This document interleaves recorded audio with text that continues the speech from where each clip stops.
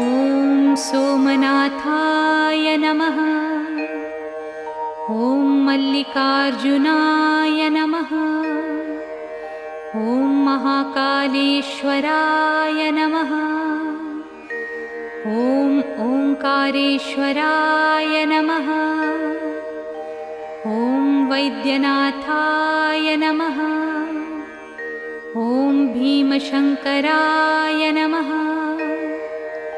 ॐ रामेश्वराय नमः।